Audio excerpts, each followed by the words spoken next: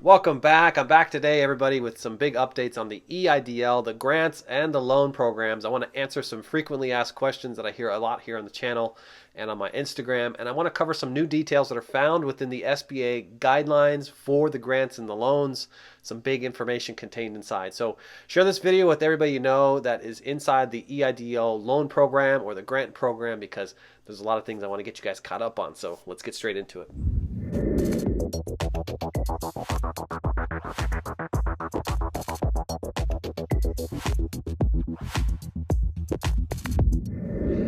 Welcome back, everybody. It's a glorious day today. I don't know if you've been outside, but the sun is shining in Northeast PA. I'm finally feeling better. The weather is looking great outside. There's a lot of boats on the lake, so I can't wait to actually get outside. But today's going to be an exciting day because by the time I finish this video, I will be giving away $500. I'm a mere like 100 subscribers away from hitting my 20,000 subscriber milestone. So by the time this video is over and all of you watch this content, you're going to probably subscribe and get us over that milestone. So for anybody who doesn't know, when I hit 20,000 subscribers, I'm giving away $500. And to be eligible, all you have to do is be a subscriber and leave comments in the videos. Go out to any video, drop a random comment. I'm going to pick one randomly. Like I said, by the time this video ends, I'll be picking a comment to send $500 out to. So stay tuned to the channel for this weekend. It's going to be an exciting weekend. So, and thank you guys so much for supporting me each and every day for consistent content. You guys are amazing, and I love hearing all your comments. So keep them coming. I want to start off with some general SBA announcements. Because I'm getting a ton of messages on my Instagram and right here on the my YouTube channel, asking what the heck is going on with the SBA portal. So a few thousand of you went to check on your grant statuses to find out it was, went from approved and now to error, and there's errors even showing up in the loan programs. Errors everywhere. Let's just say there's errors everywhere in loans and grants, the new supplemental grants everywhere, okay? And the new supplemental grants are being funded and they're showing up errors, okay? So it looks like the SBA's portal has finally hit its limits. It's going to need a serious overhaul. So the SBA took the portal down until Monday for maintenance. They didn't say what time on Monday they're going to bring it back on, but just that it's down for maintenance until Monday. Okay, so maybe you could check the portal today. It might be working, but this is just the status that I've been told that it's down until Monday. So now I wanted to talk, since we're waiting for the portal to come back online, I want to talk about some updates around the guidelines for the loans and the grants. And answer a lot of questions that I get repeatedly on the channel here. So I hear them again and again, and I want to get you guys all caught up so we could take some actions now while we're waiting for these portals to come back online. So let's get you all caught up. All right, I want to start this video off with some details around the $10,000 targeted advance grants and the $5,000 supplemental grants. I'm going to answer some frequently asked questions and also highlight some things that are found now in the newly updated guidelines by the SBA, okay? So some things you're going to want to do here if you're waiting for your application, because I'm getting this question a lot. Are they still sending out the applications for the 10 and the 5K grants? And the answer is yes, absolutely, okay? If you can think back, if you can recall back to when you applied for the very first time for the advanced grant, you didn't include your address, okay? So basically, anybody who applied for the original grant is getting in the email for the 10 and the 5K supplemental grants. All right, it's just going to go out to everybody, whether you're in low income or not, whether you're in middle or upper, you're still going to get this email, okay? But remember, just to qualify, you have to have 300 or fewer employees, find this 30% reduction in gross receipts, and be on the map under the low income communities. All right, so you're not going to get the grant if you don't have that criteria. So what the SBA is telling you now in the guidelines, very specifically, make sure your 2019 taxes are complete and ready, all right? Because you may need to submit a 4506T or some form of verification that your 2019 taxes are done and have proof of it. And you might have to prove out your monthly gross receipts month over month, all right? There's a mistake that many people are making. I'm going to address it here in just a minute. But the answer here is you must file your 2019 taxes. It now spells it straight out inside the guidelines, okay? They define a gross receipt as all revenue, whatever form, whether it's accrued or not. So basically any sale that you make, if you've collected a fund as a sale, that is considered your gross receipts, all right? And you do not include your unemployment. That is not a gross receipt. You did not make a sale to receive unemployment, all right? Now, here's a big mistake that many of the viewers have made. I'm hearing this over and over again, and they're getting denied for inconsistency of their tax records. And basically it's because they took the overall gross receipt value and they divided it by 12 and they entered that value repeatedly in every single box. All right, all those boxes, they just took the whole value for the entire year, divided it by 12, and placed it in all those boxes. And that's a mistake. All right, because even in some cases the SBA told them to do this. All right, that's a big mistake. Okay, because what it's doing is it's not allowing the SBA to determine if you have 80% reduction in gross receipts at any point in time, right? It's basically the same value showing up repeatedly from 2019 if you divide it by 12 and 2020 divided by 12. That you're not going to be able to determine that you had a 30% reduction in gross receipts. All right, so do not make this mistake. You're going to have to literally go through all of your bank statements and add up all of the values per month and enter that accurate value. Unless you have, great accounting records, you can get it done that way. Otherwise, you're going to have to go through your bank statements and figure out exactly how much money you received as a sale, as a gross receipt, and put it in that box. Now, if you made this mistake, don't worry. I'm going to talk about how you can fix this here in just a second, all right? Now, another frequently asked question is, can I change any of my information, like my bank account, my address, my EIN, my phone number? The answer is absolutely yes, and these things change all the time, okay? You can do it by emailing targetedadvance@sba.gov. You could do it over there. You could do it through the reevaluation process. You could email them there. Or you could do it right on your application right up front and change it there immediately, okay? Just make sure your information does align so that you don't have errors that show up later, because having an error show up and not having the information be consistent will force you into the reevaluation process, and the reevaluation process just adds more time and the risk that they could be running out of funds by the time you get reevaluated and get your funding, okay? So you're going to want to get this right the first time, okay?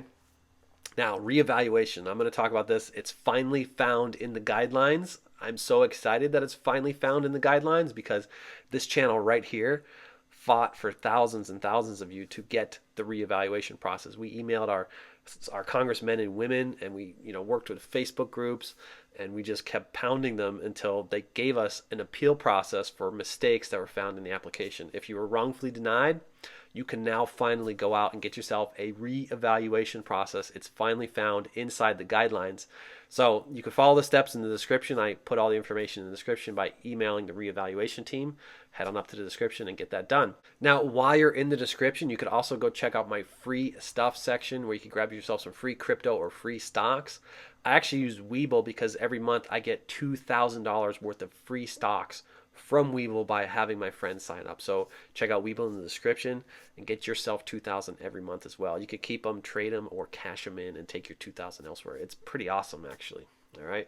And also in the description, I have a crash course on Airbnb I'm really excited about. So if you want to check out my crash course on Airbnb, you can get into the game with $50 in your pocket, earning an extra $5,000 to $10,000 every month. So check that out if that interests you. All right.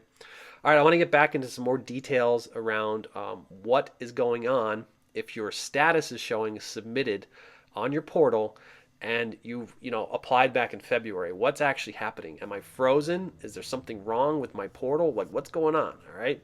And the answer is massive backlog at the SBA. Okay. They actually put this right inside the guidelines to tell you that they are stuck in a massive backlog, that even though it's supposed to be 21 days from the time you apply to get yourself funded, the massive backlog is really slowing them down. So even though it says submitted, that 21 days is busted, okay? So don't think the 21 days is accurate. It's a massive backlog that's just happening.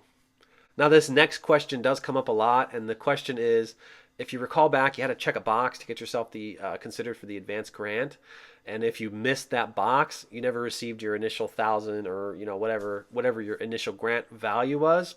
And so people are asking, man, I skipped that box and I never got the grant. Am I still eligible to get the grant now? And the answer is, found in the guidelines, absolutely yes. Okay. If you recall, I said they're sending out this invitation to literally everybody. Okay. So literally everybody, even if you didn't check the box, is supposed to receive the invitation to the targeted advance grant. And as long as you qualify under the criteria, then yes, you should receive then the full $10,000 of the targeted advance grant, or even the $5,000 if you qualify with 10 or fewer employees at the 50% reduced gross receipts versus the 30%. All right. So the only thing here is you had to be in the queue prior to 12/27 of 2020. That's the big cutoff date for the entire program. And the last question I get here on the channel is questions around what about everybody in Puerto Rico? And it's found now in the guidelines that if you're in Puerto Rico, you know that you don't actually file taxes.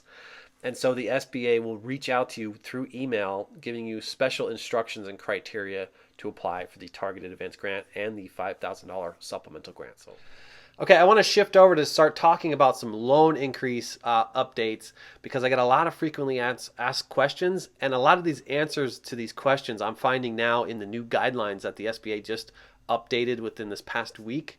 All right, so you could get the answers there, or you could just watch the rest of the video and get them right from me. And I do want to apologize. Now, I'm in a soundproof room. All right, this is a very soundproof room. But for some reason, I cannot stop the boats vibrating the earth, and just it vibrates this room, and I could still hear boats while I'm in this room. So if you're hearing a lot of activity outside, it's because there's a bunch of boats on the water. All right, so I do apologize if you're hearing boats on the water.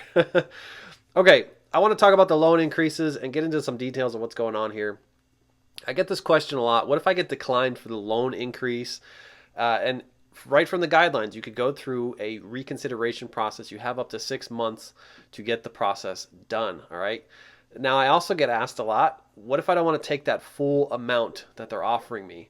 And the answer is you could just accept the lesser amount. It's the same way as if you accepted the lesser amount in the first round of the original loan. You could use the slider bar, but if your slider bar does not appear, you could simply go in there and edit that value and adjust it down. And it would tell you exactly how much your monthly payment should look like. So you can go in there and adjust that value. And you do have up to 2 years then to increase that up. So I don't know, maybe you're approved for $100,000 and you don't want to take $100,000, maybe you just want to take $20,000. You can just take the $20,000, and then if you need more funds later, you have up to 2 years to go back in there and grab additional funds. This question comes up a lot, and it's I have not yet seen my blue button appear on my portal. And after talking to people, I find out that they actually have never even requested it. All right. So in some cases, the blue button did just show up. It just showed up to request additional funds. In other cases, you could have received an email telling you that the blue button is there, which we're going to talk about some things that if the blue button still isn't there, what you can do. But if you have received zero correspondence from the SBA about the blue button, you have to actually go out and request the blue button. So basically, you have to send an email to COVID EIDL increase request at SBA.gov. Send out this email to a tech team who basically upgrades your portal and puts a blue button there so that you can start the process to go through the loan increase. Now, you have to include some additional information. It'll be found in the description.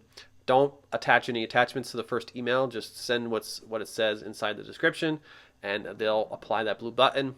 And then later downstream, you could go ahead and start uploading information into the portal. Now, many of you have already received the emails that said the blue button should be there. And you have also requested the blue button to be put there, and you're still not finding your blue button there. You're being told it's there, but it's not showing up there. And if you've gone through any changes and applied for any changes prior to this 24-month rollout, this could be the reason why your blue button is not appearing, okay?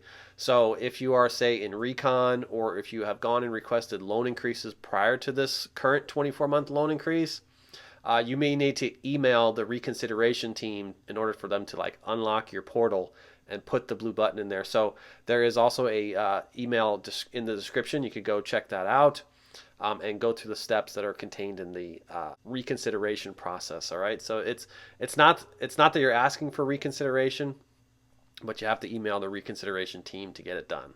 And don't forget to check on that section on free stuff. Grab yourself some free crypto, free stocks. Remember, I get about $2,000 every month with Webull, so check them out. If you need further assistance outside my free content found right here on YouTube, you can find me pinned in the top comment for a one-on-one consultation. Just click the link and you can set up a phone call with me. That's going to do it for today, folks. I wish you all the best, and I'll catch you on the next one. Bye for now.